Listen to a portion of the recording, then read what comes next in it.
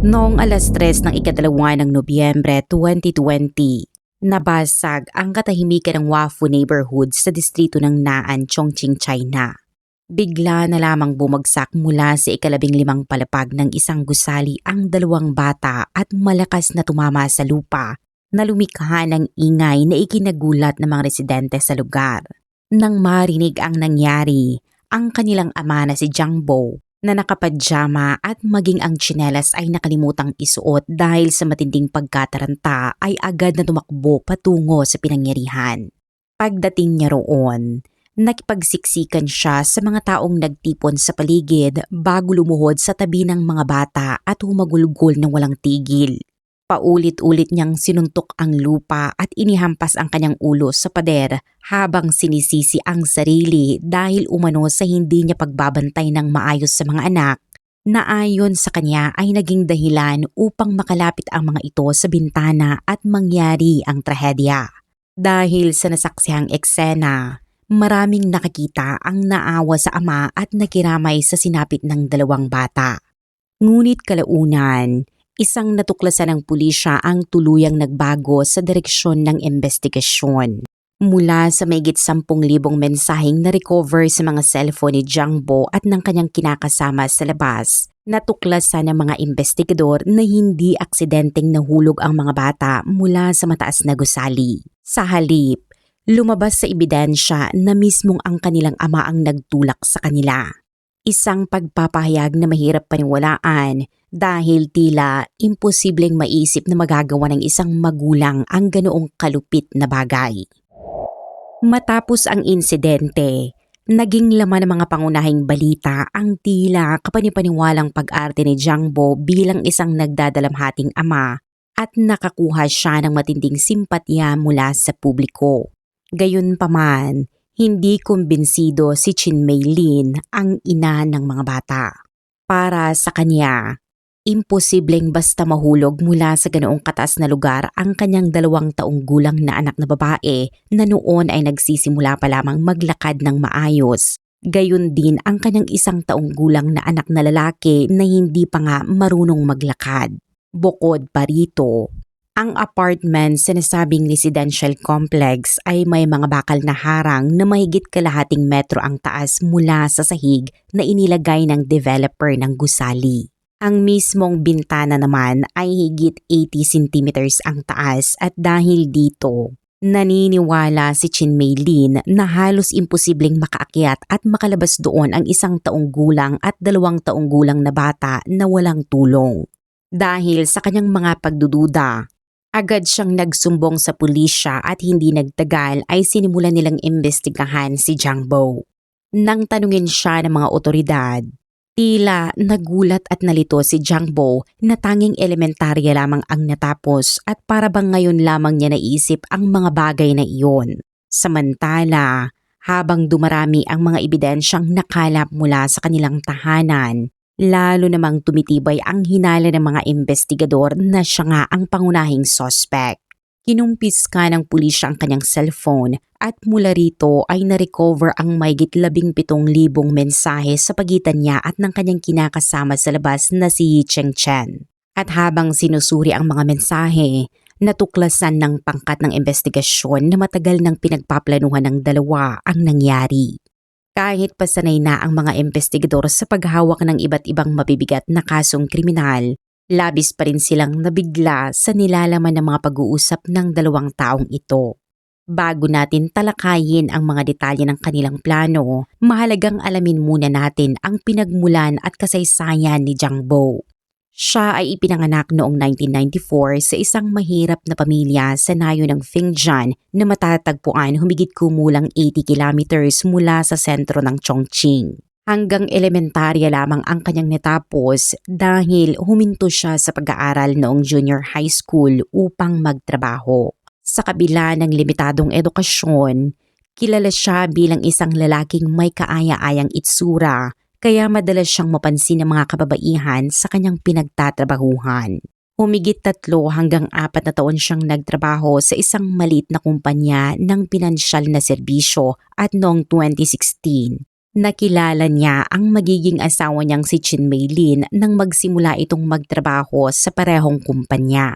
Sa panahong iyon, naghahanda na sanang umalis si Jangbo sa trabaho ngunit mayroon pa siyang mga natitirang gawain, kaya't naitalaga silang dalawa sa iisang grupo. Madalas silang pagtambali ng kanilang mga kasamahan at habang tumatagal ay lalo silang naging malapit kahit pagkatapos ng oras ng trabaho.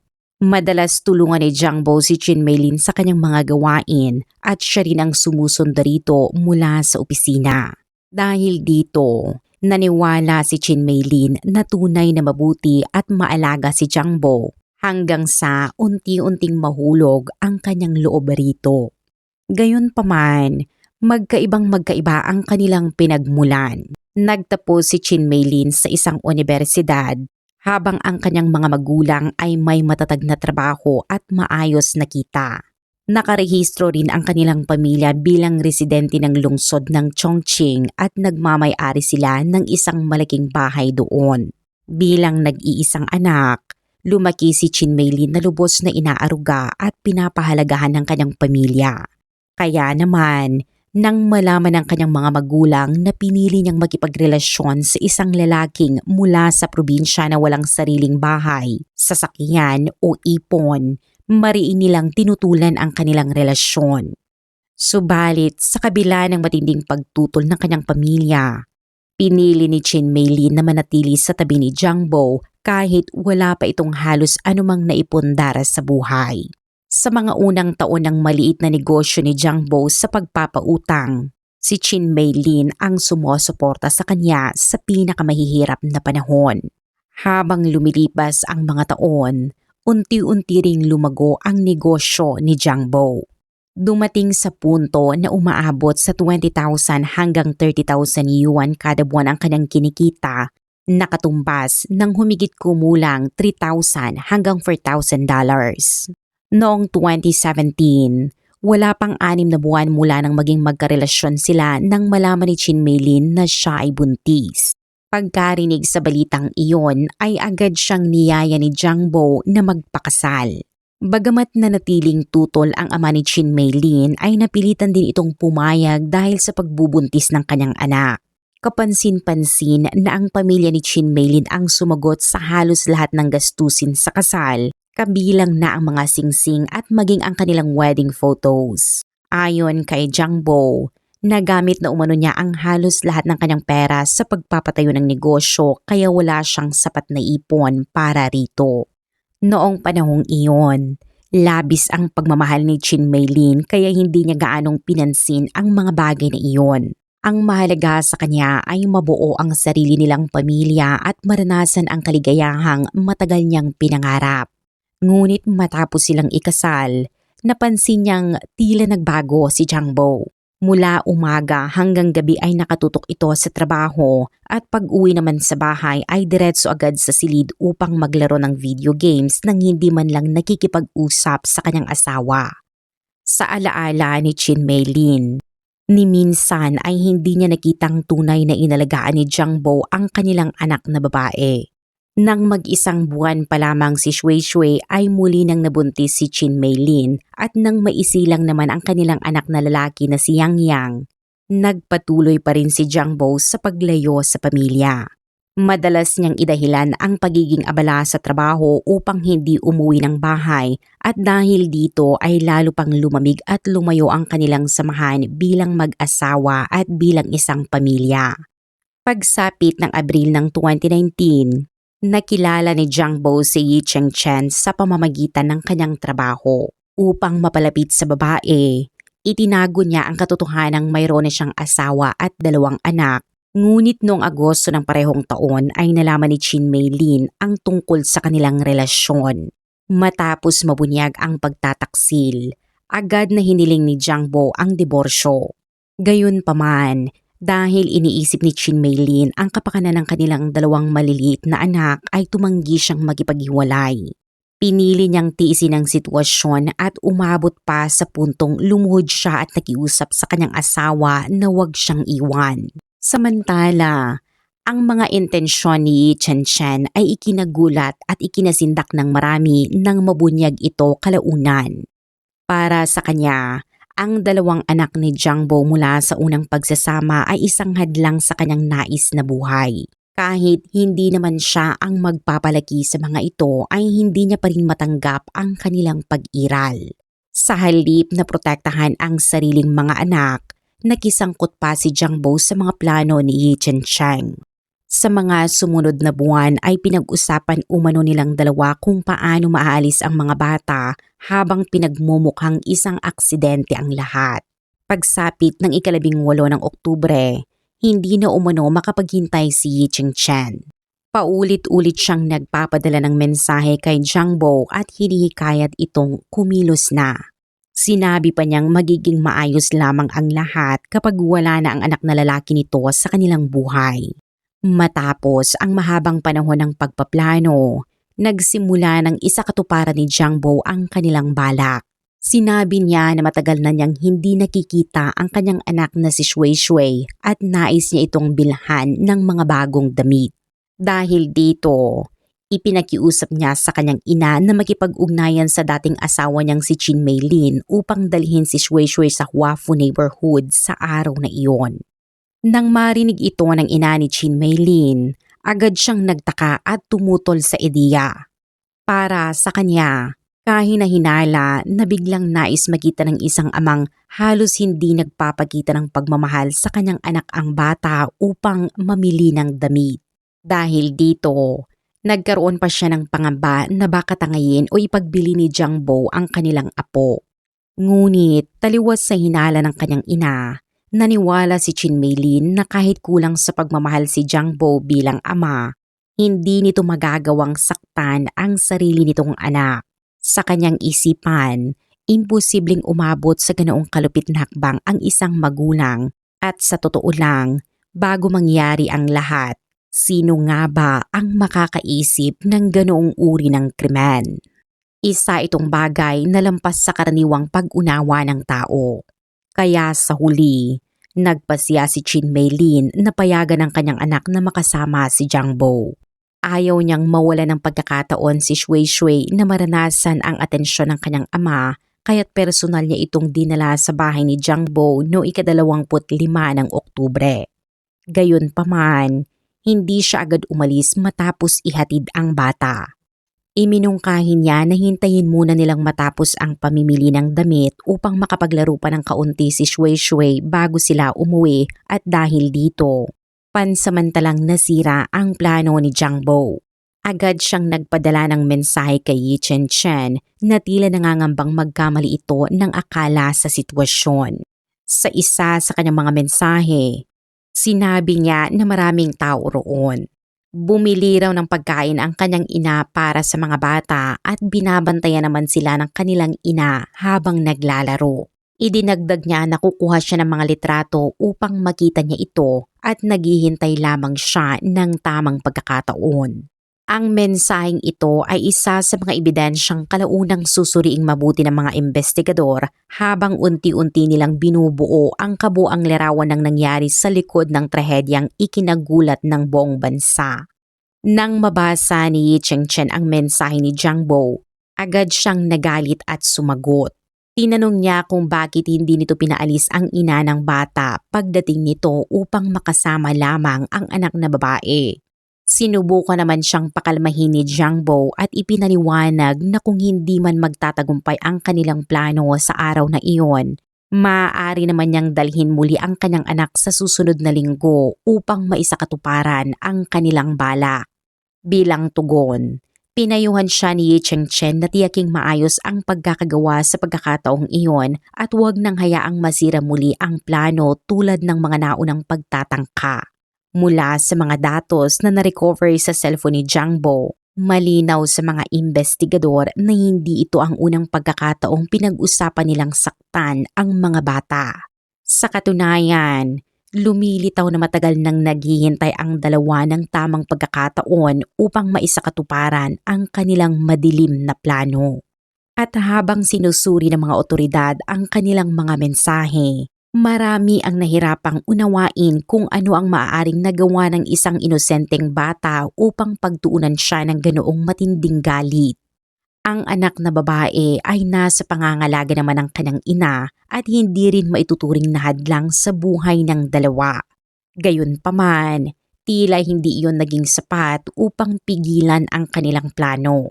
Noong ika-1 ng Nobyembre, muling ginamit ni Jiangbo ang dahilan na bibilhan niya ng damit ang kanyang anak na babae upang hikayatin si Chin Maylin na dalhin ito sa kanyang bahay. Nagduda man si Chin Maylin dahil katatapos lamang nilang mamili ng mga damit noong nakaraang linggo. Hindi niya tuluyang natanggihan ang kahilingan. Sa panahong iyon, ang kanilang anak na lalaki ay nasa pangangalaga pa ni Jiangbo bilang bahagi ng kanilang kasunduan sa pagdalaw sa mga bata. Dahil dito, nabigyan ang ama ng pagkakataong maisakatuparan ang planong matagal na nilang pinag-uusapan. Pagsapit ng 3:00 ng hapon noong ika-2 ng Nobyembre 2020, tila tuluyan ng naubusan ng pasensya si Yi Chengchen. Nagpadala siya kay Jiangbo ng larawan ng kanyang pulso na may mga sugat na siya mismo ang gumawa at kalakip nito ang mensaheng nagsasabing hindi na siya makapaghintay at desperado na siya. Nang makita ni Jiangbo ang mensahe, agad siyang nagpadala ng tugon kung saan ipinahayag niya ang kanyang pagmamahal kay Yi Chengchen at ang kahandaan niyang harapin ang anumang pagsubok para sa kanilang relasyon. Ayon sa naging resulta ng investigasyon, matapos ang palitang iyon ng mensahe ay ginawa niya ang isang desisyong yumanig sa buong bansa. Ipinakita ng ebidensya na itinulak ni Jiangbo ang kanyang 2 anak palabas ng bintana. Isa sa mga bata ang nasawi sa mismong lugar ng insidente, habang ang isa naman ay pumanaw kalaunan sa ospital. Batay sa ulat ng mga otoridad, ang sanhi ng pagkamatay ay matinding pinsalang natamo sa ulo, utak, dibdib at tiyan na humantong sa pagkabigo ng mahalagang tungkulin ng katawan. Habang sinusuri ang pinangyarihan, natagpuan ng mga investigador ang mga fingerprint ni Shui Shui sa bintana. Ipinapalagay nilang likas na kumapit ang bata habang siya ay nahuhulog. Natagpuan din ang mga bakas ng paa ni Jiangbo sa lugar na lalo pang nagpatibay sa natuklasan ng investigasyon. Dahil sa mga pangyayaring ito, maraming tao ang nagtanong kung sino ba talaga si Yi Chengchen at bakit naging handa si Jiangbo na isakripisyo maging ang sarili niyang mga anak para sa kanya. Ayon sa investigasyon, nagkakilala sina Jiangbo at Yi Chengchen sa kanilang trabaho. Nang malaman ni Jiangbo na anak siya ng may-ari ng isang kumpanya ng pagkain sa Chengdu, lalo siyang naging determinado na mapalapit dito.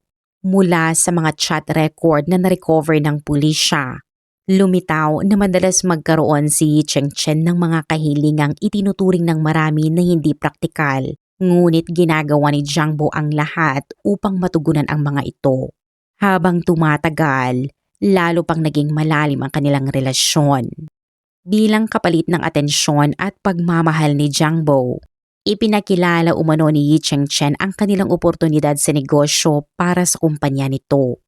Ang negosyo ng pamilya ni Yi Chengchen sa Chengdu ay mahigit 10 taon nang nagpapatakbo. May rehestradong kapital na humigit kumulang 500,000 yuan at kabuang pamumuhunan na nasa 20 million yuan.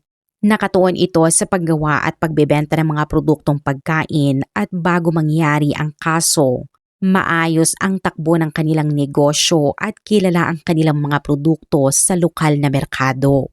Si Yi Chengchen ay may 20% na bahagi sa kumpanya at siya rin ang nangangasiwa sa pananalapi nito. Gayunpaman, matapos mabunyag ang krimen, nakaranas ng matinding batikos mula sa publiko ang negosyo ng kanilang pamilya. Marami ring mamimili ang umiwas sa kanilang mga produkto at kahit nagkaroon ng pagbabago sa pamunuan, hindi na muling nakabangon ang kumpanya hanggang sa tuluyan itong magsara. Bago magsimula ang unang paglilitis, nakipag-ugnayan umano ang abogado ni Yi Chengchen kay Chin Maylin. Ipinaabot nito na handang magbigay ang pamilya ni Cheng-chen ng 300,000 yuan o humigit kumulang $50,000 bilang kabayaran kapalit ng kapatawaran. Ngunit mariin itong tinanggihan ni Chin Maylin. Kalaunan, nag-alok pa sila ng karagdagang $50,000 subalit hindi pa rin nagbago ang kanyang desisyon. Para kay Chin Maylin, walang halaga ng pera ang maaaring tumbasan ang pagkawala ng kanyang mga anak. Ang tanging hinihiling niya ay mapanagot ang 2 taong sangkot sa krimen sa ilalim ng batas. Nang humarap sa hukuman, binanggit ni Cheng-chen ang tungkol sa mga sugat na ginawa niya sa sarili niyang pulso bago naganap ang insidente. Gayunpaman, ang pahayag na iyon ay isa lamang sa maraming detaling susuriing mabuti ng korte habang tinutukoy ang lawak ng pananagutan ng bawat isa sa trahedyang ikinamatay ng 2 bata. Sa paglilitis, nagsimulang magturuan ng pananagutan sina Jiang Bo at Yi Cheng-chen. Si Jiang Bo, na ayon sa mga record ay madalas sumunod sa kagustuhan ng kanyang kasintahan, ay nagpahayag ng galit at sinabing matagal siyang nag-aalinlangan kung itutuloy ba ang kanilang plano. Ayon sa kanya, ang ginawang pananakit ni Cheng-chen sa sarili ang nagtulak sa kanya upang kumilos. Iginiit ni Jiang Bo na si Cheng-chen ang pangunahing nag-udyok sa krimen at siya ang dapat managot ng higit. Sa kabilang banda, sinabi naman ni Cheng-chen na ang kanyang mga naging kilos ay bunga lamang ng kanyang relasyon kay Jiang Bo. Ayon sa kanyang pahayag, nang matuklasan niyang nilinlang siya tungkol sa katayuan nito bilang may asawa at may mga anak, ginawa niyang mga iyon upang mapatras si Jiang Bo at kusang wakasan ang kanilang relasyon.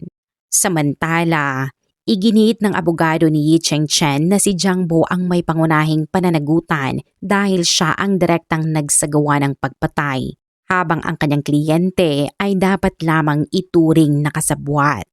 Gayunpaman, matapos suriin ang mga ebidensya, hinatulan ng hukuman ng Chongqing ng parusang kamatayan sina Jiang Bo at Yi Cheng-chen. Hindi nagwakas doon ang kaso. Matapos mahatulan, paulit-ulit na naghain ng apela si Yi Cheng-chen at sinubukang idawit ang iba pang tao sa kaso. Dahil dito, umusad ang usapin sa appellate trial o pagdinig sa mas mataas na hukuman. Habang nagpapatuloy ang legal na proseso, ibinahagi naman ni Chin Maylin ang matinding sakit na kanyang naramdaman nang malaman ang buong katotohanan tungkol sa sinapit ng kanyang mga anak. Ayon sa kanya, nang malaman niyang itinapon ang kanyang mga anak mula sa 15 palapag ng kanilang sariling ama at kinakasama nito, hindi niya mailarawan ang kanyang nararamdaman. Hindi rin niya maisip kung ano ang maaaring naramdaman ng kanyang mga anak habang nahuhulog mula sa ganoong kataas na lugar. Naisip niya na kung nakaramdam ba sila ng matinding takot o kung nawalan ba sila ng pag-asa sa mga huling sandaling iyon.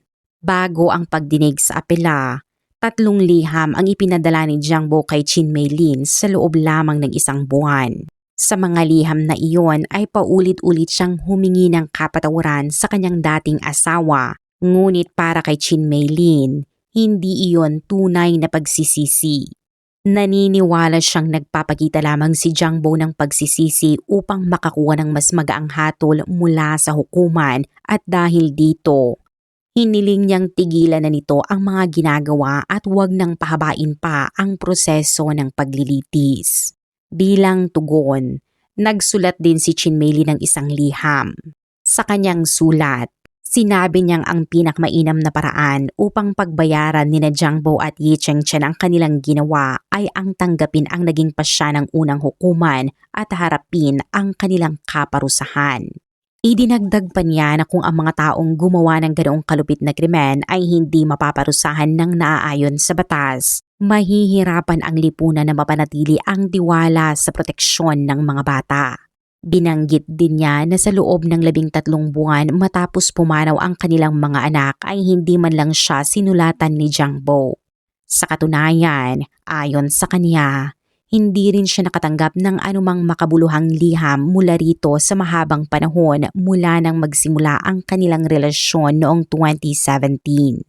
Ang tatlong liham na may petsang January 1, January 14 at January 27 ay kalaunan niyang ibinahagi kasama ang kanyang sagot sa isang video sa social media. Sa mga liham na iyon, inalok ni Jiangbo na ibigay kay Chin Maylin ang kanyang bahay na nakasangla bilang anyo ng kabayaran. Gayunpaman, nanindigan ang nagdadalamhating ina na hindi niya kailanman mapapatawad ang dating asawa. Sa huling bahagi ng kanyang liham, isinulat niya na para sa alaala ng kanyang dalawang anak, kailangan niyang ipaglaban ang hustisya hanggang sa huli. Marami sa mga netizen sa China ang nagpahayag ng suporta sa paninindigan ni Chin Maylin. May ilan pang nagsabi na ang liham ni Jiangbo ay puno ng mga paliwanag at pagdadahilan, ngunit halos walang pagbanggit sa mismong mga batang naging biktima ng kanyang krimen. Noong ika-28 ng Disyembre 2021, muling sinuri ng kataas-taasang hukuman ng China ang kaso at matapos ripasuhin ang lahat ng ebidensya, pinagtibay ng hukuman na sina Jiangbo at Ye Chengchen ang may pananagutan sa krimen at kapwa sila ay may pangunahing papel sa pagpaplano at pagsasagawa nito. Ayon sa naging desisyon, itinuring ng dalawa na hadlang sa kanilang planong pagsasama ang mga anak ni Jiangbo. Dahil dito, pinagplanuhan nilang kitilin ang buhay ng dalawang bata habang pinagmumukhang isang aksidenteng pagkahulog mula sa mataas ng gusali ang mangyayari. Tinukoy rin ng hukuman na ang kaso ay nagdulot ng matinding pinsala sa mga pangunahing pagpapahalagang legal at moral ng lipunan. Dahil sa planadong pamamaraan ng krimen at sa malubhang naging resulta nito, nararapat lang umano ang pinakamabigat na parusang pinahihintulutan ng batas. Samantala, napagpasyahan din ng hukuman na walang sapat na batayan ang mga pahayag ni Ye Chengchen na nagsasangkot sa ibang tao sa kaso. Dahil dito, pinagtibay ng kataas-taasang hukuman ng China ang mga naunang hatol laban sa dalawa. Noong ika-31 ng Enero 2024, isinagawa ng Chongqing No. 5 Intermediate People's Court ang hatol na ipinataw ng kataas-taasang hukuman ng China. Bago isagawa ang sintensya, pinayagan muna ang dalawang nahatulan na makipagkita sa kanilang mga pamilya sa huling pagkakataon. Ang kasong ito ay nagdulot ng matinding galit at pagkabigla sa buong China dahil sa kalupitan ng krimen at sa murang edad ng mga naging biktima. Para sa marami, tila nawala ng kahulugan ang kasabihang nagsasabing hindi sasaktan ng magulang ang sarili nitong anak. Sa hangaring mapalugod ang kanyang kasintahan, isinakripisyo ni Jiangbo ang buhay ng dalawa niyang anak sa isang paraang mahirap maunawaan ng karamihan.